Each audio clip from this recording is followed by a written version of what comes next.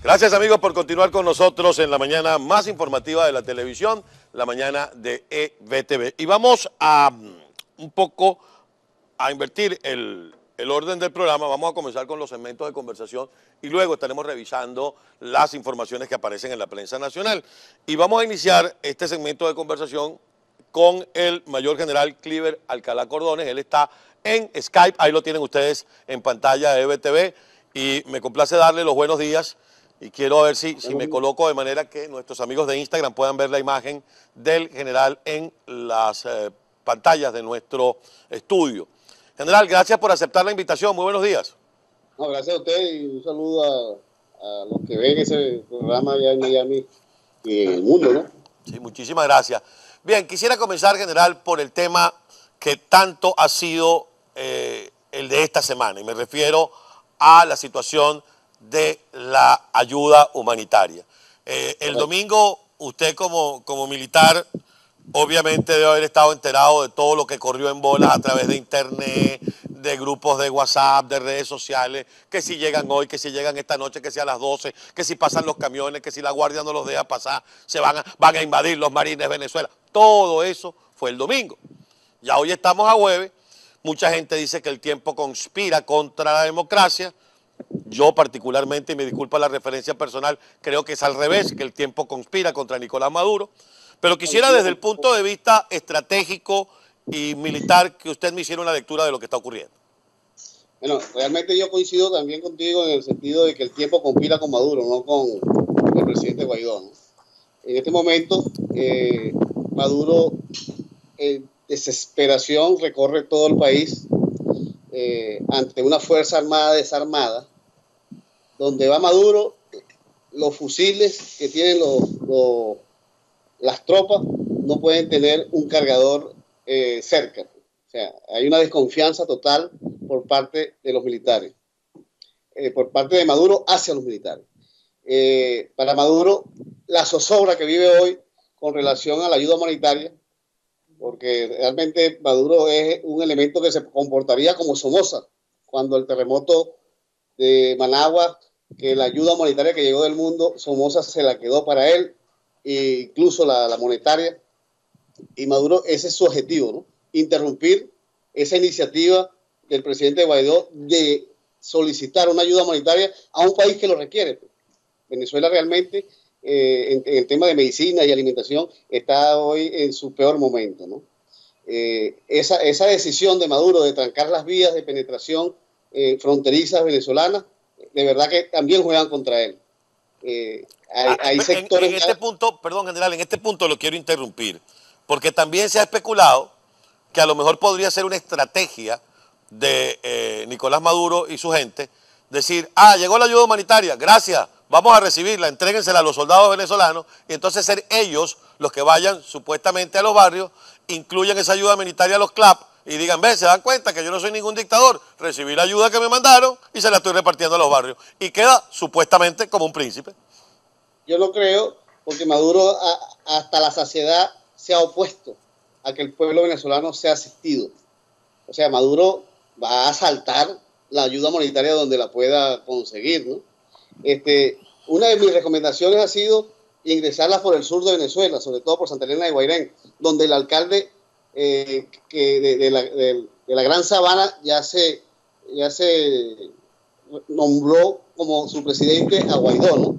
Y hay una particularidad ahí en el sur de Venezuela, en el municipio más grande, uno de los municipios más grandes de Venezuela, junto a uno de Amazonas, ¿no? Ajá. Ese alcalde informó que su presidente es el señor Guaidó. Incluso ya se comunicó con la fiscal general para la verdadera fiscal general del país, Luis Ortega, para nombrar los fiscales de ese municipio. Y tengo también la información de la posibilidad de que de ahí salga el ministro de los pueblos indígenas. Pero tiene la particularidad que tiene 800 pemones armados, organizados para proteger su territorio, ¿no? Primero, por las agresiones del Estado, y segundo, por las agresiones de los grupos disidentes que se encuentran ahí con el tema de la minería ilegal. Ahora, O sea, perdón, general, con lo que usted me está diciendo, la ayuda humanitaria entonces podría convertirse, como muchos han especulado, en una suerte de, primero, ingreso de ayuda humanitaria, segundo, rechazo armado por parte de las fuerzas leales de Nicolás, tercero, respuesta militar de quienes llevan la ayuda humanitaria. En dos platos, una confrontación. mira, con las Fuerzas Armadas muy difícil que se genere la confrontación. O sea, lo que me han explicado algunos compañeros de lo que he hablado, que ellos están tratando de emplear los presos de las cárceles para uniformarlos, armarlos y colocarlos en puntos fronterizos para poder generar la violencia que la Fuerza Armada ya no lo va a hacer.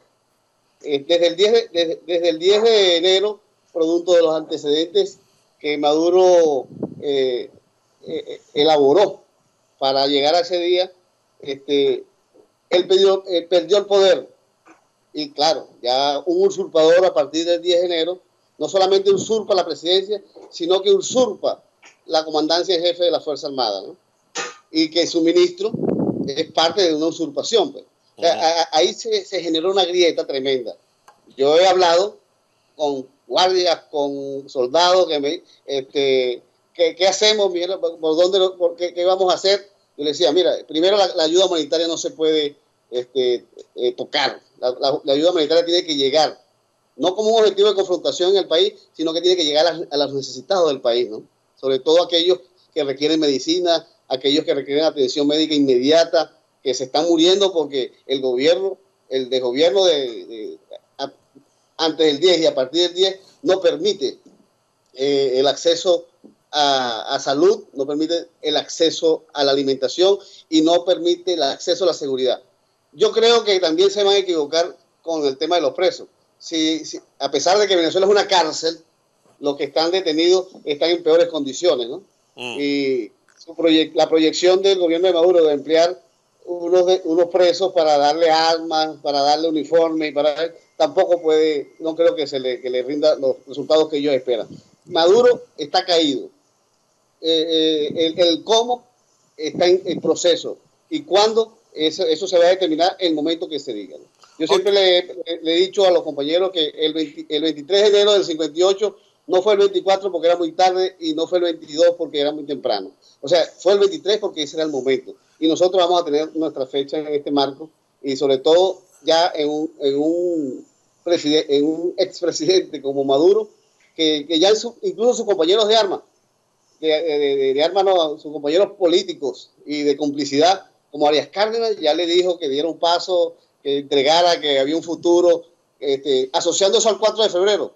Claro, también equivocado, porque Maduro no tiene la visión que se generó en el 4 de febrero, sino tiene una visión criminal organizada dentro del saqueo al país y que cuando él salga, más nunca podrá retornar una política de ese tipo. Usted acaba, general Cliver Alcalá, usted acaba de hacer una afirmación.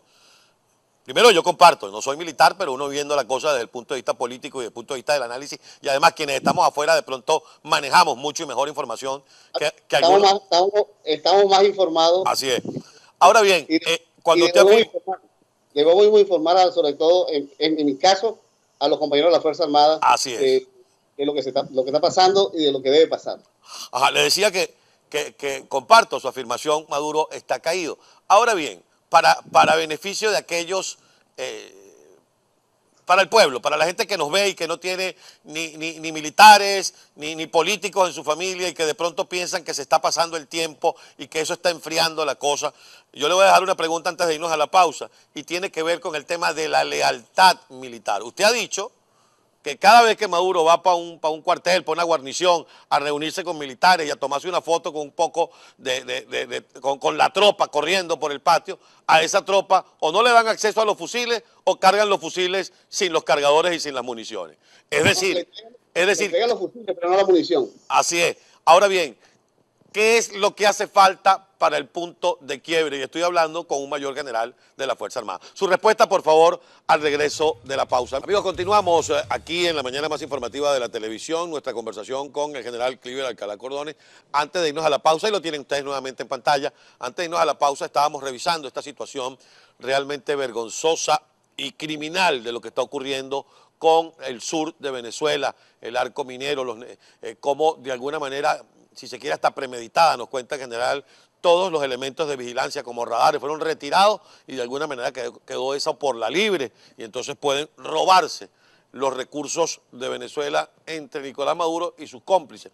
Y yo le preguntaba al general antes de irnos a la pausa, un poco por otra situación que también genera o debería generar malestar en el seno de la Fuerza Armada, y es la penetración de elementos de la inteligencia cubano dentro de las guarniciones. Por una parte, se habla, y él lo mencionó, del tema Hezbollah, también al sur del país, y eso lo confirmaba también la cuenta Twitter del secretario de Estado Mike Pompeo. Entonces yo quisiera que el general compartiera un poco la información y corroborara si esto que tanto se ha dicho, la inteligencia cubana, Hezbollah, chinos, iraníes, etcétera. Adelante, general. Mira, para complementarte esa pregunta, en Venezuela, producto de las sanciones recientes, las rutas que se generaban con el tema del oro han ido cambiando. Pues. Inicialmente la ruta principal era las Antillas Neerlandesas, y en Holanda se informaba de que el oro que llegaba que le llegaba a ellos era de sus posesiones en África, ¿no? Pero no, eran de las Antillas Neerlandesas, Aruba, Curazao y Bonaire, que no producen un solo gramo de oro, pero llevaban al mundo unas 2 toneladas, ¿no? Producto de las sanciones y de algunos señalamientos de mi persona en el tema holandés, a través de algunas declaraciones, eso se les puso duro al gobierno de Maduro. Incluso tratando de mejorar, colocaron al general Mata Figueroa como cónsul de Aruba para facilitar esas cosas, ¿no? Que también desde que era comandante del grupo de artillería en Guri, estaba en esas actividades ilícitas de tráfico de oro, ¿no? Pero eso ha generado que por la presencia de grupos generadores de terror, generadores de esclavitud en las etnias indígenas, se han abierto rutas a través de países fronterizos venezolanos donde sacan el oro como si fuesen de minas inactivas que tienen en esos países, ¿no? Para tratar burlando incluso la seguridad de esos países, ¿no? Que hay que prestarle especial atención en los países vecinos a ese tema, ¿no? Y también han generado otros destinos, como es el de Turquía, que a través de un vuelo diario que se hace en Venezuela, lleva tanto lo que intenta decir Maduro que es legal, como la venta del oro que se hace en este momento, que no es legal, porque no está pasando incluso por la Asamblea Nacional, son recursos de los venezolanos que se están desviando, como oro que se va ilegal en esa vía, ¿no? Y se han instrumentado cualquier tipo de forma para sacar una gran cantidad, estamos hablando de 6 toneladas, cuando Venezuela... Hoy aparece en un diario de circulación nacional y aparece también en el portal La Patilla, sobre todo lo que se hizo en 2018, consíguemelo, Yandy, por favor, todo lo que se hizo en 2018 en ventas a Turquía de oro venezolano. No, debe ser, eso es lo que él oficializa, Maduro y sus secuaces, ¿no? Y sus cómplices. Por eso tú ves un alto mando aglutinado alrededor de él y un alto gabinete aglutinado con Maduro, porque la cantidad y la riqueza que ellos han manejado es bestial, pues. Es sensiblemente bestial y lesiva al... ¿Y a dónde están guardando, para decirlo en buen venezolano, como dicen los maracuchos, dónde están guardando esos cobres esa gente? Porque bueno, con tantas sanciones en todas partes, en Europa, en Estados Unidos, ¿dónde están guardando los reales? Bueno, busquemos los países que lo apoyan aún, pues que a la final van a ser los receptores y desgraciadamente, posiblemente, van a ser los que se queden con ese dinero ilícito que estos criminales organizados, porque no se le puede decir gobierno de Maduro, han venido gestando desde en especial los últimos 6 años que se dio el boom ese que tradicionalmente se da. También hay empresas que Venezuela perdió en el CIADI, que han negociado con Maduro y están explotando, claro, con la limitación de la seguridad. La seguridad al sur del Orinoco no es un privilegio del Estado venezolano, es un privilegio de los sindicatos, es un privilegio de los grupos armados, es un privilegio Bueno, tanto así que el alcalde de la Gran Sabana tuvo que organizar una fuerza casi paramilitar para proteger las poblaciones indígenas, que son el objetivo más sensible que tenemos ahí, porque hay un genocidio también en proceso. Ahora, general, yo quisiera, y me disculpa, yo sé que todavía hay mucha información que podemos compartir, pero en aras del tiempo de televisión, yo quisiera que un poco redondeáramos en materia de lo que tanto espera la gente. Primero, Correcto. que usted en su carácter de militar, que además ocupó posiciones, altas posiciones en el mundo militar durante el gobierno del presidente Chávez, y que ahora de manera clara y diáfana se opone y denuncia lo que está haciendo Nicolás Maduro, cosa que el resto de la población le agradece, le dijera a la gente, es como usted ha dicho, Maduro está caído, como dice el presidente Guaidó, vamos bien, debemos tener confianza los venezolanos en nuestra Fuerza Armada, que en algún momento se va a poner del lado de la Constitución. Bueno, yo confío plenamente en la juventud militar, que no está involucrada en ese tema tan perverso de las acciones criminales de Maduro, ¿no? Los venezolanos no nos podemos permitir vivir con miedo, porque Maduro nos los imponga. Vamos a continuar viviendo con ese miedo con Maduro. Maduro lo mantiene una casta criminal, y yo creo que nosotros podemos darle al traste a esa casta criminal. La FAN, que fue testigo el 20 de mayo del fraude electoral que se generó y que hoy le da una usurpación a Maduro, vamos a permitir que Maduro sea y usurpe la comandancia jefe. Yo creo que eso va en deterioro. Tanto así, ahí me dicen, no, que los militares están con Maduro. No, vale. El año pasado fueron 123 presos políticos militares, entre ellos activos, muchos militares perseguidos. Esta semana he hablado con algunos que se encuentran en una ciudad y que están bastante incómodos por la situación. ¿Tiene usted información y comunicación permanente con miembros activos de la Fuerza Armada Nacional? Totalmente. O sea, diariamente y a partir del 10 de enero se intensificó, que a veces es difícil, ¿no? Pero sí se ha intensificado. Hay un descontento generalizado y a pesar de que Maduro, que controla todos los medios de comunicación, menos el venezolano, donde tú me estás... Ahora, una pregunta, general, ahora que usted dice eso, de que Maduro le controla todos los medios de comunicación, nosotros desde EBTV, si queremos hacerle llegar un mensaje al mundo militar, ¿es la aplicación, es Twitter, es Instagram? ¿Cuál es la mejor ruta? No, yo creo que las redes sociales en este momento, y sobre todo el Instagram, permite muy eso. Y yo creo que hay que dejar el tema por escrito, y yo ahorita estoy concluyendo una carta a los militares venezolanos, a la juventud, por qué no se puede continuar. Usted tiene un usuario en Instagram, yo vi que recientemente abrió un usuario en Instagram.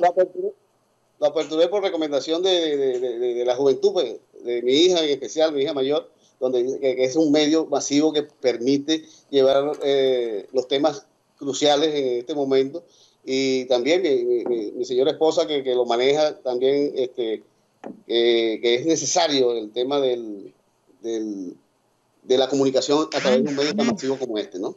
Pero en estos momentos mi enfoque es hacia el objetivo, hacia esa juventud militar.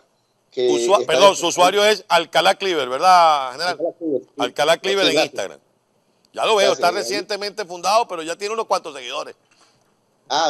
Esperemos que sigan creciendo para poder seguir informando, ¿no? Y que llegue el mensaje a esa Fuerza Armada. ¿Por qué vamos a permitir la usurpación de la Fuerza Armada cuando sabemos que Maduro la toma solamente para el saqueo del país, para la destrucción de la población? Mira, para en cualquier calle de la costa de los países vecinos nuestros, que los venezolanos pululan para buscar la posibilidad de general, me queda un minuto de este bloque y se lo quiero dar a usted para que le hable a Venezuela y sobre todo a sus compañeros de armas. Bueno, primero al pueblo venezolano, no podemos continuar viviendo con el miedo, o sea, y les dejo esa pregunta a ellos. ¿Vale la pena vivir con miedo? Yo creo que no. Yo creo que vivir con miedo no es vivir. Y a mis compañeros de la Fuerza Armada, Mira, estamos en un momento crucial, hay que estar del lado de la Constitución. Lo más legítimo que tiene este país en este momento es la Asamblea Nacional elegida por nosotros en el 2015 y encarna hoy su presidente, el presidente Juan Guaidó, es esa representación. Ante la usurpación del presidente Maduro, tanto de la presidencia como la comandancia en jefe, nosotros tenemos que resolver en el marco del artículo 333 de la Constitución, que ha sido pateada por Maduro, pateada por Padrino, pateada por todo el gabinete, y que hoy la enarbolan diciendo que es el respeto a la Constitución. El respeto a la Constitución lo está generando en este momento el señor Juan Guaidó, el ingeniero Juan Guaidó, donde yo creo que debemos acompañar esa iniciativa para poder tener un futuro mejor para nuestros hijos, para nuestros familiares, para nuestros viejos, para nuestros hijos y para el pueblo venezolano en sí. Y que todos esos muchachos jóvenes, repartidas por el mundo, retornen a la construcción de la patria. A la patria de Venezuela. General, le agradezco que se haya tomado este tiempo para conversar con la audiencia. Vamos a seguirle consultando. Estamos bien pendientes de los acontecimientos. Muchísimas gracias. Gracias a ti, hermano. Amigos, el mayor general Cliver Alcalá Cordones, y ustedes lo escucharon, denuncias muy claras sobre lo que está ocurriendo al sur del país y cómo Nicolás Maduro y toda su camarilla de cómplices se roban el oro venezolano, lo comercializan de manera ilegal y eso no llega a los bolsillos, no llega a la mesa de los 3 golpes diarios. Esos son los únicos golpes que toman a Maduro. El desayuno, el almuerzo y la cena. Los 3 golpes diarios que tenemos que tener los venezolanos sobre la mesa. Ahí están las denuncias hechas por el general Alcalá Cordones, amén del llamado que hace a sus compañeros de armas. Y lo digo aquí, lo digo hace unos minutos, Maduro está caído. Y cuando visita los cuarteles, estos oficiales que lo acompañan y que trotan junto a él con fusiles en la mano, esos fusiles, por orden de Maduro, no tienen municiones, no tienen cargadores, porque le tienen miedo a los militares. Y si le tiene miedo a los militares, le tiene miedo a la Constitución.